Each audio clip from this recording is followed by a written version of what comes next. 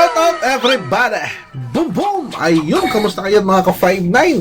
Welcome back ulit sa aking channel, mga ma'am, mga sir. Saan mang dako ng mundo kayo naroon. Saludo po ako sa inyo. Welcome back mga ka-59 at tayo ay magre-reaction lamang.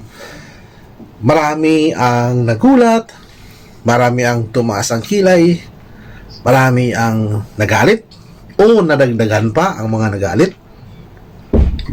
Marami ang nainis, marami ang nabwisit, marami ang nagmura sa ipinakita ng batang kargador na hindi puta. Noon inaawat ko ang sarili ko, huwag mong i-bash yan, batang kargador na yan. Kasi bigyan natin ng pagkakataon na malay mo mapanood yung mga video ay ma-realize niya sa sarili niya na may mali siyang nagawa. Aside from all those efforts ng mga ka-5 na gusto natin makarating sa kanya, na maliwanagan ng kahit papaano, konti ang kanyang kaisipan patungkol sa pangyayaring ito, mali na pala tayo ng ating mga naisip. Inakala natin na hindi siya nakakapag-cellphone or nahihipitan. Hindi pala. Alam niya lahat ang nangyayari mga ka-5 na yun. Kaya lang, wala na talaga siyang pakialam. Sarado na po ang isip ng batang kargador na kupal.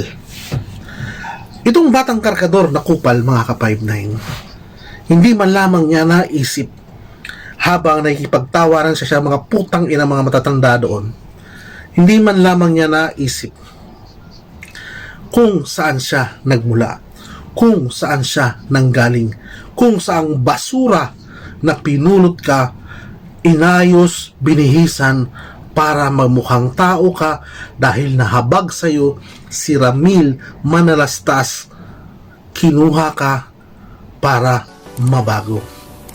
Pero ngayon natuto ka na, ngayon nakapag-aral ka na, ngayon may laman na ang utak mo, suswagin mo naman sila.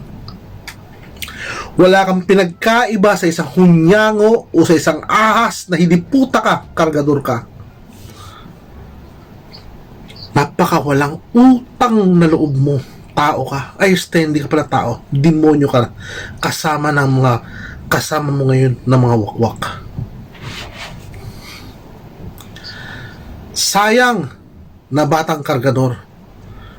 Kung sana man lamang ginamit mong mas maigi ang iyong talino dito.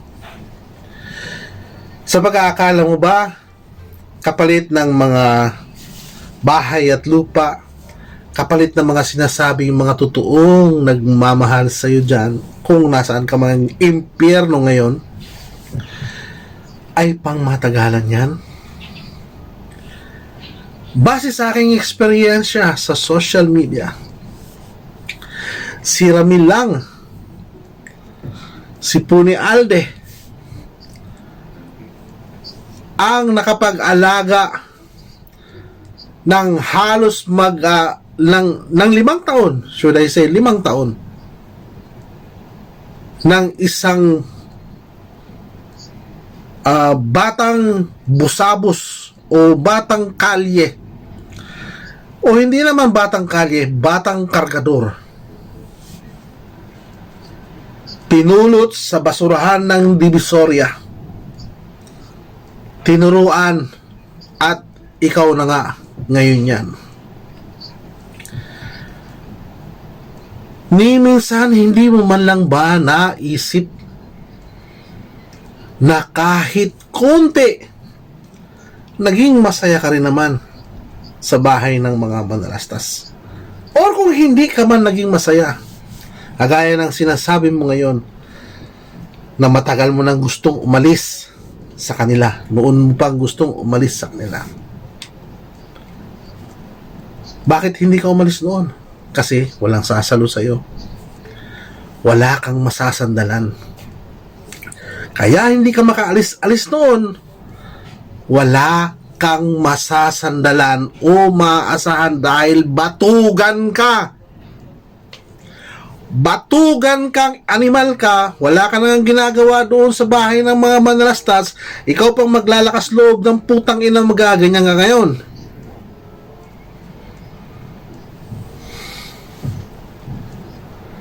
Ang kapal ng mukha mo. Kasing kapal ng mga demonyong kasama mo. Naalala mo ba? Hoy, kargador. Naalala mo ba? Disclaimer mga ka-5-9 ha. Hindi ko po minamaliit ang trabahong kargador. Hindi rin po lahat ng nasa Divisoria ay minamaliit ko kung talagang totoong nagbabago yung tao. Pero alam naman natin na ang lugar ng Divisoria ay bagsakan ng mga barumbadong tao. Although hindi naman lahat ng mga nandoon ay barumbado. Meron pa rin namang mga matitino, pero yung ugaling switik, ika nga, ay halos lahat ng tao doon sa Divisoria ay sanay sa ganyan. Siguro yung mga mayayaman na negosyante, hindi sila ganon. Pero yung mga katulad ni Kargador, mga ka-5-9, yan yung mga wais. At ginamit niya ngayon yung pagkawais niya sa pamilya Manalastas at ngayon nandyan sa mga putang ina mga matatanda na yan, na mga hayop na mga wakwak na yan. Balikan natin mga ka-5-9 nung nagalit ang tiya nila nung umuwi sila doon sa bahay ng nanay nila. Hindi ko pa mahanap yung video kung nasaan na yung video na yun kasi hindi ko matandaan yung title. Di ba pinagalitan sila? Ipinasundo ni Ramil yan doon sa bahay na yun at pinabalik dahil humingi sila ng saklolo kay Ramil na pinagalitan sila doon, na sinisigawan sila doon. Bakit nung time na yun, batang kargador, hindi mo naisip na lumayas na lang? Noon mo pa pala gustong umalis eh. Bakit di mo naisip na umalis nung time na yun? Bakit nagpasundo ka pa kay Ramil? Bakit tinawag mo pa siya? Pinapakita mo lamang ngayon sa mga live mo kanina kung gaano ka kawalang hiya na. Hindi na ikaw yung Dave na nakilala namin. Hindi na ikaw yung Dave na dating hinangaan namin na kaya palang mapabago o kaya palang magbago ang isang tao na galing sa Divisoria. Hindi na ikaw yun. Sinira mo lahat ng mga pagtingin sa'yo ng mga taong natitira pang humahanga sa'yo. Lahat ng mga yun, wala na. Lahat ng mga yun, nagalit na. Kung iilan lang ang mga nagalit sa iyo noon, ginawa mo kay Ramil, lalong dumami ngayon ang mas naiinis at nagagalit sa katulad mong ahas na hunyango na demonyo ka na wala kang pinagkaiba sa mga sinasamahan mo ngayon mga wakwak. Sana man lamang makatulog ka ng mahimbing gabi-gabi. At wag sanang sasabihin mo na simula nung tumirao kay Papa Francis ay hindi naging maganda ang buhay ko at babalik ka sa pamilya Manalastas, hihingi ng tawad para ano? Para ikaw ay kupkupin muli o patawarin muli. Huwag ka nang humingi ng tawad. Panindigan mo lahat ng sinabi mo ngayon dyan sa live na yan. Panindigan mo, tayuan mo kung ano yung mga sinabi mo dyan, dahil alam ko at alam mo na hindi totoo ang mga binitawan mong salita. Sana tayuan mo, panindigan mo yan, at kung gusto mong makuha ang gamit, kunin nyo, subukan nyo. Subukan nyo kunin kung ibibigay sa inyo. Ang kapal ng mukha. Grabe, no? Ganon ka lang kadaling kumupas. Ganon ka lang kadaling mag-iba ng anyo. Kaya nga hunyango. Kung saan nakakapit, iyon ang kulay mo. bastos, balasubas, barumbado, tarantado, gago, siraulo. Tang ina mo ka, kargador.